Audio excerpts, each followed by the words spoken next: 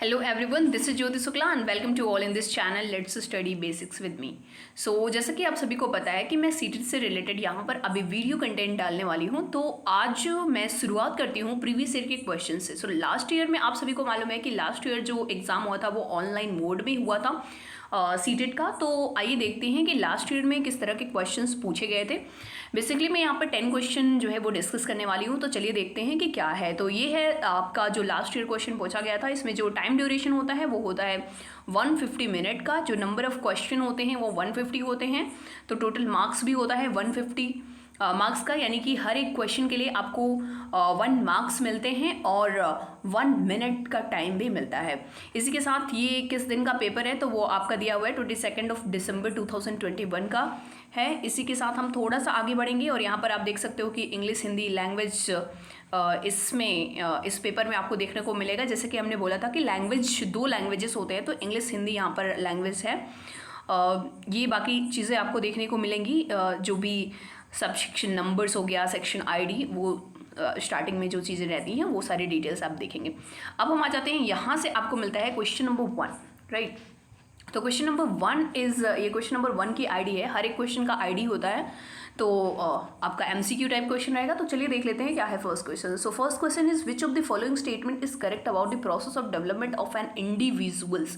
तो डेवलपमेंट के लिए कौन सा स्टेटमेंट जो है वो सही है ना, तो उसे हमें देखना है। First option is given here, it is unidimensional in nature, it is influenced only by heredity of an individuals, there are cultural diversity in the process of development is only based on the environmental factors। इसको हिंदी में भी देख लेते हैं कि क्या क्या questions दिए हुए हैं हिंदी में। तो सेम क्वेश्चन को हिंदी में भी हम एक बार पढ़ देते हैं। तो ये है, निम्नलिखित में से कौन सा कथन व्यक्ति के विकास की प्रक्रिया के बारे में सही है। पहला है, विकास की प्रक्रिया एक दिशीय होती है या केवल व्यक्ति की आनुवंशिकता से प्रभावित होती है, और विकास की प्रक्रिया में सांस्कृतिक विविधताएं होती हैं, विकास केवल वातावरणीय कारकों पर द्वारा निर्धारित होता है। तो फ्रेंड्स ये ध्यान रखना ना कि अगर कहीं भी केवल वाले वर्ड्स होते हैं ना तो उनको तो पहले आपको एलिमिनेट करने की कोशिश करना है। हाँ, केवल वाले हमेशा नहीं गलत होते हैं, लेकिन मोस्टली इट मीन्स अगर आप सीटेट के क्वेश्चन में तो केवल वाले जो एक आपको कोड याद रखना होता है ना, तो अगर आपने केवल वाले वर्ड्स को देख लिया और केवल कहीं पर है ना तो उसको आप 95% मान के चलो कि वो गलत ही होगा। तो केवल वातावरणीय कारक पर निर्भर करते हैं क्या, किसी का जो डेवलपमेंट होता है वो केवल और केवल इन्वायरमेंट पर डिपेंड करता है, ऐसा नहीं है। तो ये ऑप्शन आपका बिल्कुल गलत है। नेक्स्ट है, विकास की प्रक्रिया में सांस्कृतिक विविधताएं होती हैं। तो हाँ, ये होती है। सेकंड वाला है, यह केवल, यहाँ पर फिर से केवल आ गया, व्यक्ति की आनुवंशिकता से प्रभावित होती है। तो क्या किसी बच्चे का जो या किसी व्यक्ति का, किसी पर्सन का जो डेवलपमेंट होता है केवल और केवल जेनेटिक पर डिपेंड करता है? नहीं, ऐसा नहीं है। आज के टाइम पर मतलब कि जिसके मम्मी पापा नहीं पढ़े लिखे होते हैं या बहुत ज़्यादा वो आगे नहीं काम किए होते हैं, उनके बच्चे जो होते हैं वो बहुत ज़्यादा डेवलपमेंट कर लेते हैं। तो इसका मतलब ये नहीं है कि सिर्फ और सिर्फ उनके जिन में लिखा हुआ है, उनका जिन जैसा है वैसा ही वो आगे रहेंगे। ऐसा नहीं है ना कि आज के टाइम पर जो फार्मर है, फार्मर का बेटा भी फार्मर बने, ऐसा नहीं है। फार्मर का बेटा डॉक्टर, इंजीनियर, IAS PCS सब कुछ बन सकता है ना। तो ये तो बिल्कुल गलत हो गया ये भी आपका। विकास की प्रक्रिया एक दिशीय होती है। क्या 1 डायमेंशनल होती है, यूनिडायमेंशनल होती है विकास? नहीं, विकास हर एक दिशा में होता है, मतलब मल्टी डायमेंशनल विकास होता है। तो सारे ऑप्शन आपके गलत हो गए। आपका थर्ड ऑप्शन जो है वो करेक्ट है। इंग्लिश और हिंदी दोनों में मैं यहाँ पर टिक कर दे रही हूँ। तो होप आपको ये फर्स्ट क्वेश्चन जो है वो एकदम अच्छे से क्लियर हुआ होगा। चलते हैं नेक्स्ट क्वेश्चन की तरफ। तो second question is given here, यहाँ पर है आपका, इसका कोड दिया हुआ है, विच of the following question is an example of enhancing critical thinking in the children. तो यहाँ पर हम देख लेते हैं option. First one is find out what people living around coastal area usually eat and why. Second question, name 10 state of India. Third option मैं question बोल रही थी, ऑप्शंस हैं तो फर्स्ट सेकंड ऑप्शन हो गया। थर्ड ऑप्शन है write table from 2 to 10 and fourth number is memorize and recite the given poem. इसको मैं हिंदी में भी पढ़ देती हूँ। तो हिंदी में आपका है, निम्नलिखित में से कौन सा प्रश्न बच्चों में विवेचनात्मक चिंतन को बढ़ावा देने का उदाहरण है। पहला, पता करो कि तटीय इलाके में रहने वाले लोग क्या खाते हैं, वह क्यों। भारत के 10 राज्यों के नाम बताओ। 2 से 10 तक के पहाड़े लिखो। दी गई कविता का सुस्मरण करके वाचन करो। तो यहाँ पर स्टूडेंट्स आप देख सकते हो कि क्या दिया हुआ है, विवेचनात्मक चिंतन। ठीक है, इट मीन्स कौन से ऐसे क्वेश्चन टीचर द्वारा या किसी के द्वारा पूछा जाए कि बच्चा जो है वो एक डायमेंशन में आंसर ना दे, हाँ, वो मतलब अपना रीजनिंग लगाए, अपनी रीजनिंग, अपने आंसर खुद से बताए। तो अगर पहला क्वेश्चन है पता करो कि तटीय इलाके में रहने वाले लोग क्या खाते हैं वह क्यों। अच्छा, यहाँ पर अगर ये बोलता कि क्या खाते हैं ना तटीय इलाके लोग में, तो हम सिर्फ और सिर्फ कोई एक आंसर दे देते ना, जैसे कोस्टल एरिया में क्या खाते हैं, तो कोई भी कुछ भी राइस बोल देता, मीट बोल देता, या जो भी वटेवर होता ना, तो सिर्फ एक आंसर देता। लेकिन जब पूछ लिया क्यों, वाई, तो अब क्यों का आंसर तो उसे एक्सप्लेन करना होगा ना। तो ये जो है वो विवेचनात्मक चिंतन का क्वेश्चन है, ठीक है। बच्चा जो आंसर देगा इसको एक्सप्लेन करेगा और हर एक बच्चा अपने अपने अकॉर्डिंग आंसर देगा। तो ये जो है वो विवेचनात्मक क्वेश्चन का आंसर हो गया। तो ये तो सही है। दूसरा भी देख लेते हैं, भारत के 10 राज्यों के नाम। अच्छा, ये तो ना रटा रटाया क्वेश्चन है, बच्चा 10 राज्य का नाम बोल देगा, यूपी, एमपी, राजस्थान, महाराष्ट्र, गुजरात सब बोल देगा, हाँ। तो ये तो रटा रटा है, तो उसमें कोई विवेचनात्मक चिंतन नहीं होने वाला है। तो ये क्वेश्चन ना तार्किक नहीं है, विवेचनात्मक नहीं है। थर्ड नंबर इस 2 से 10 तक के पहाड़े लिखो। वो भी बच्चा रटा होता है, पीजी से ही पढ़ लेता है, एलकेजी से ही 2 से 10 तक का पहाड़ा टेबल तो याद ही रहता है ना, बचपन में ही खूब मैम ने रटा दिया है, 2 1 जा 2 2 2 जा 4 2 3 जा 6, तो वो पूरा कर लेगा। थर्ड है दी गई कविता का सुस्मरण करके वाचन करो। अच्छा, अब पोयम भी बच्चा खूब रटता है ना, तो ये सब आपके ऑप्शंस जो होंगे वो गलत हो जाएंगे। यहाँ पर जो आपका बेस्ट आंसर है दैट इज ऑप्शन नंबर 1, ठीक है। तो विवेचनात्मक चिंतन किस क्वेश्चन से होगा, पहला वाला जो यहाँ पर ऑप्शन है कि तटीय इलाके में रहने वाले लोग क्या खाते हैं और क्यों, ठीक है। तो ये हो गया आपका first option is the right answer. Next हम आते हैं थर्ड नंबर क्वेश्चन की तरफ। तो third number question is given here, let's see 1 second students. हाँ, a stage theory of development explicitly emphasize which of the following principle?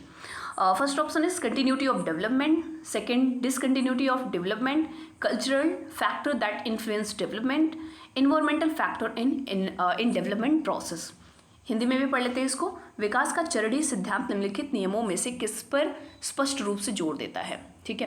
तो किस पर जोर देता है, पहला ऑप्शन है विकास की निरंतरता, विकास की अनिरंतरता, विकास को प्रभावित करने वाले सांस्कृतिक कारक, नेक्स्ट विकास की प्रक्रिया संबंधित वातावरणीय कारक। तो पहले क्वेश्चन को आपको ना ध्यान से पढ़ना है। क्या दिया है, विकास का चरणीय सिद्धांत, ठीक है। क्या है, आपने ये पढ़ा स्टेजेस, ठीक है, स्टेजेस हमें देखना है। अब स्टेजेस कब बनेंगे, देखो विकास अगर सीधे सीधे होता रहेगा, मतलब बच्चा जिस तरीके से ग्रोथ कर रहा है, जिस तरीके से डेवलपमेंट उसका हो रहा है, उसी तरीके से अगर होता रहेगा, तो क्या उसमें चरण बन पाएंगे, क्या स्टेजेस बन पाएंगे, क्या नहीं बन पाएंगे, है कि नहीं। जैसे हम कहते हैं ना कि पहले बचपन रहा, फिर बचपन के बाद हाँ यंग हुआ, यंग के बाद फिर, तो वो हमारे स्टेजेस आए ना। अगर सेम ही रह जाए तो फिर क्या वो डेवलपमेंट कहलाएगा। तो ये विकास की निरंतरता तो नहीं हो सकता। विकास की अनिरंतरता, राइट, विकास अनिरंतर होता है ना। हम देखते हैं कि बच्चा जो बचपन में होता है, इट मीन्स अगर हम 0 to 2 ईयर की बात करें या 2 to 6 ईयर की बात करें, तो हर एक स्टेजेस में उसका जो ग्रोथ होता है वो डिफरेंट होता है। तो जो ये अनिरंतरता होती है, it means discontinuity of development, तो इसका आंसर ये हो जाएगा। नेक्स्ट है विकास को प्रभावित करने वाले सांस्कृतिक कारक, तो सिर्फ और सिर्फ सांस्कृतिक कारक तो रहेंगे नहीं, तो ये भी ऑप्शन आपका गलत हो जाएगा। नेक्स्ट है विकास प्रक्रिया संबंधित वातावरणीय कारक, तो ये भी केवल नहीं हो सकता, तो आपका second option is the right option. आगे चलते हैं नेक्स्ट 4th नंबर क्वेश्चन की तरफ। तो 4th number question is children engagement with learning in school is influenced which of the following factors? Option first is socialization of the family, peer relation, cultural value, self estimate of the children। यहाँ पर ना 4 option दिए हैं, उसके बाद फिर option में से ऑप्शन पूछा गया है कौन सा ऑप्शन सही है, 1 4 और 2 and 4 और 1 2 3 4 और 1 4, ठीक है। यहाँ पर 4 ऑप्शन दे दिए। हिंदी में भी हम पढ़ लेते हैं एक बार इस क्वेश्चन को। निम्नलिखित में से कारकों द्वारा विद्यालयों में बच्चों को अधिगम से जुड़ाव प्रभावित होता है। अधिगम का मतलब वही हो गया लर्निंग, ठीक है। तो पारिवारिक सामाजिकरण, समकक्ष संबंधों, सांस्कृतिक मूल्य, बच्चों का आत्मसम्मान। अच्छा ये बताओ, बच्चे का जो विकास होता है, जो डेवलपमेंट होता है, वो परिवार के सामाजिकरण से तो होता है, तो ये ऑप्शन तो आपका बिल्कुल सही है। समकक्ष संबंध, यानी कि उसके जो क्लासमेट्स हैं, उसके जो फ्रेंड्स हैं, उनसे भी तो उसको कुछ ना कुछ सीखने को मिलता है, तो वहाँ भी लर्निंग होती है। सांस्कृतिक मूल्य, हाँ, सांस्कृतिक चीज़ें फैमिली के लोग जो है वो सिखाते हैं ना, सिर्फ फैमिली के लोग नहीं बल्कि हमारा सोसाइटी, हमारी फैमिली सब बताते हैं। तो सांस्कृतिक मूल्यों से भी क्या होता है, हमारा लर्निंग प्रोसेस होता है। बच्चों का आत्मविश्वास, तो आत्मविश्वास अगर अच्छा है तो वो और भी ज़्यादा अच्छे से क्या कर सकता है, सीख सकता है, इसलिए तो बच्चों को मोटिवेट किया जाता है। तो ये आपके चार के चारों ऑप्शन सही हैं। सो आपका जो बेस्ट ऑप्शन है वो हो जाएगा आपका थर्ड ऑप्शन। तो ये हो गया आपका। होप आपको ये क्वेश्चन आपको एकदम समझ में आ गया होगा। नेक्स्ट क्वेश्चन की तरफ चलते हैं। तो अभी हमारा 5 क्वेश्चन हो गया था, 4 क्वेश्चन। 5th नंबर क्वेश्चन पर देखते हैं। तो 5th number question is given here, according to Jean पियाजे children in pre operational stage. ये फ्रेंड्स ध्यान देखना, प्री ऑपरेशनल स्टेज दिया है। तो जीन पियाजे ने अलग अलग स्टेजेस के बारे में बताया था, तो आपको कौन सा स्टेज के बारे में पूछा गया है वो आपको ध्यान रखना है। Of development are able to do, तो first option is given reversible thinking, make a believe play, next है hierarchical classification and next one is conversation. ठीक है, कंजर्वेशन है। तो अभी हम देख लेते हैं हिंदी में भी इसका। जीन पियाजे के अनुसार पूर्व संक्रियात्मक चरण से में बच्चे निम्नलिखित में से क्या कर पाते हैं। ठीक है, तो जीन पियाजे ने जो पूर्व संक्रियात्मक चरण बताया था उसमें क्या कर पाते हैं, वो प्रतिलोमिक चिंतन कर पाते हैं यानी रिवर्सिबल थिंकिंग कर पाते हैं, या प्रतीकात्मक खेल कर पाते हैं, या it means make believe a play, अनुक्रमिक वर्गीकरण कर पाते हैं, या संरक्षण कर पाते हैं। तो ध्यान देना, ये पूर्व संक्रियात्मक चरण में क्या करते हैं बच्चे, प्रतीकात्मक खेल कर पाते हैं। इट मीन्स आपका second option is the right option, make a believe play. Hope आपको क्लियर हुआ होगा। नेक्स्ट हम आते हैं 6 नंबर क्वेश्चन की तरफ। बड़ा ही अच्छा क्वेश्चन है। A young child can engage in symbolic play but can not as yet take perspective of another person and become easily upset by event she cannot control. Which of the following stages given by Jean Piaget apply to this child level of development? अच्छा, ये देख रहे हो जो अभी इससे पहले वाला 5th नंबर क्वेश्चन था ना, उसमें क्या दिया था, उसी के जस्ट अपोजिट दे दिया गया है। ठीक है, मतलब वहाँ पर एग्जाम्पल के थ्रू दे दिया गया था, यहाँ पर एग्जाम्पल को पहले दे दिया है और यहाँ पर स्टेज पूछ लिया गया है। सॉरी, तो ऑप्शन है आपका first sensory motor, pre operational, concrete operational, formal operational. Hindi में भी पढ़ लेते हैं इसको। एक छोटी बालिका प्रतीकात्मक खेल कर पाती है और अभी दूसरे व्यक्ति का दृष्टिकोण नहीं समझ पाती है। वह अपनी पकड़ से बाहर की घटनाओं की वजह से आसानी से परेशान हो जाती है। जीन पियाजे द्वारा सुझाए गए चरणों में इस बालिका के वर्तमान स्तर को अंकित करता है। तो कौन सा स्टेज होगा, अभी हमने पहले वाला देखा ना, प्री ऑपरेशनल, और प्री ऑपरेशन कौन सा है आपका, सेकंड ऑप्शन जो है वो सही हो जाता है। तो 5th and 6th number almost same है। ठीक है, जीन पियाजे, देखो जीन पियाजे ना सीडीपी के लिए बहुत ही ज़्यादा इंपॉर्टेंट है। हम जीन पियाजे के बारे में अच्छे से देखेंगे, उनका पूरा क्लासिफिकेशन, उन्होंने किस तरीके से एग्जांपल्स के थ्रू बताया था सारी चीज़ों को। अभी हम जस्ट प्रीवियस ईयर के क्वेश्चंस देख रहे हैं कि कहाँ के टॉपिक बहुत ज़्यादा इंपॉर्टेंट बन जाते हैं और कहाँ पर हमें बिल्कुल भी स्किप नहीं करना है और कहाँ पर हमें थोड़ा सा स्किप करते हुए चलना है। ठीक है, तो चलिए आगे चलते हैं नेक्स्ट 7th नंबर क्वेश्चन की तरफ। 7th number question is, the Kohlberg model of moral development has which of the following characteristic? The first option is stages of moral development are universal in nature.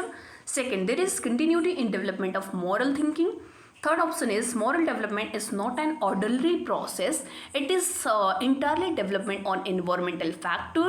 And fourth option is more development is dependent primarily on cultural value. तो हिंदी में भी पढ़ लेते हैं इसको। तो हिंदी में आपका दिया हुआ है, निम्न में से कौन सा लक्षण कोहलबर्ग के नैतिक विकास मॉडल से सम्मिलित है।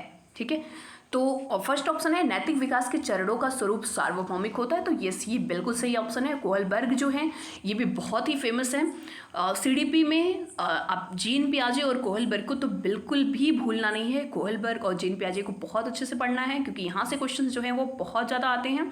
सेकेंड ऑप्शन है नैतिक चिंतन के विकास में निरंतरता होती है। नहीं, ये ऐसा कुछ उन्होंने नहीं दिया था।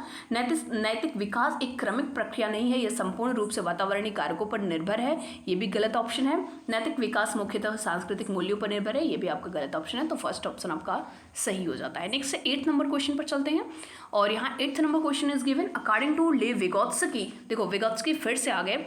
द जोन ऑफ, नहीं सॉरी, जीन पियाजे का भी हमने 2 क्वेश्चन देखा है और एक कोहलबर्ग का देखा है। अभी ये विगोत्स्की, ये भी बहुत ही ज़्यादा फेमस है।